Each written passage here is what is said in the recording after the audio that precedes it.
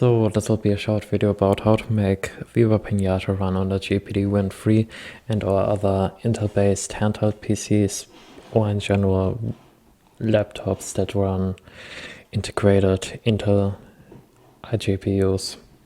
On top of that, to fix the problem with games for Windows Live no longer being supported, therefore not being able to save on any device.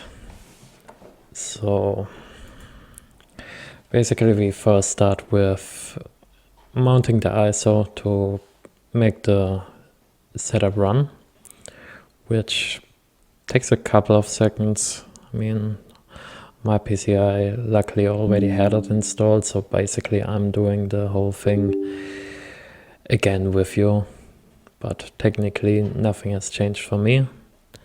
Basically you want to make sure that Games for Windows Live is not gonna be installed, because otherwise you would have to uninstall everything, which would be kind of a waste of time.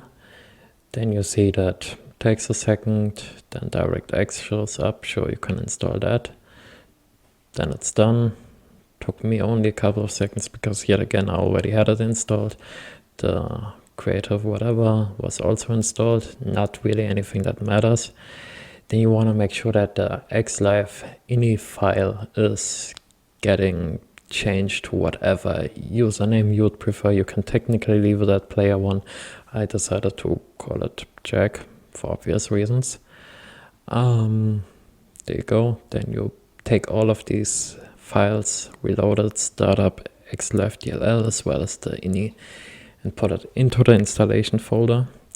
Reload it and start up are basically to make the game run without a DVD, because otherwise you'd always have to put in a DVD, and like with a handheld, that's not really something that you'd probably want to do all too often.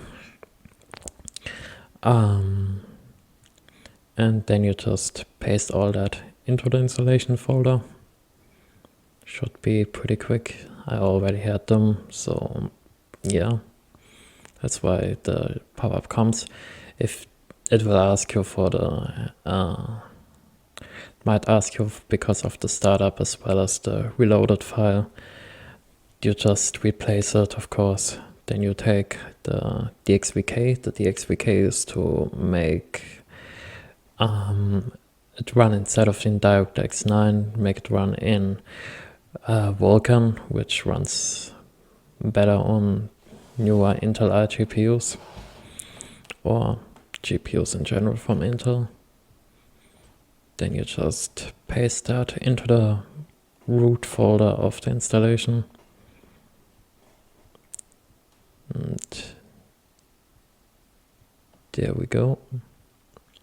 Takes a second. I had to use the joystick input instead of a mouse because I had it on the other PC.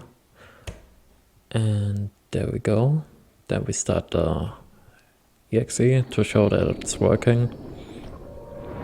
Intro works without any issues, as well as this. It works without any issues.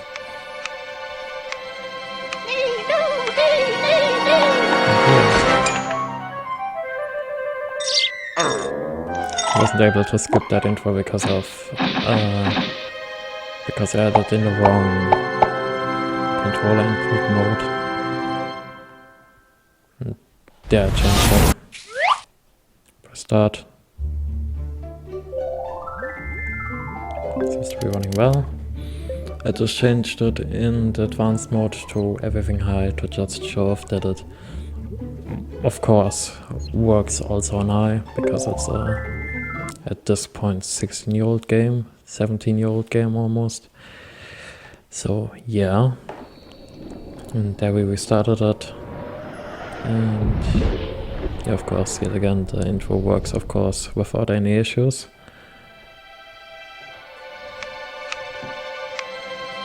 Just skipping through because to not make the video like 10 minutes long. And there we load into the garden. And the garden, it of course takes a couple of seconds, but luckily not too long. And there we go. We have a slight bit of stutter, but since this game wasn't like in any way, shape or form really action based, I think a couple of the stutters that you see in the video are not actually present on the device itself, but because I'm using OBS on top of the game, it kind of makes it stutter in that way, but it doesn't really look like that at all.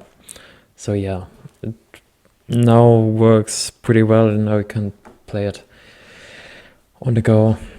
Like a game that for some people might be a big nostalgia burst. I mean, I played it for like quite a while as a child back then, and I was kind of amazed to make it, that I could make it run on a device like the GPD Win 3. Technically, it should also, the same stuff should also apply for stuff like the GPD Win 4, GPD Win 2, and all the other devices. They should all be able to run with these prerequisites. So yeah, enjoy.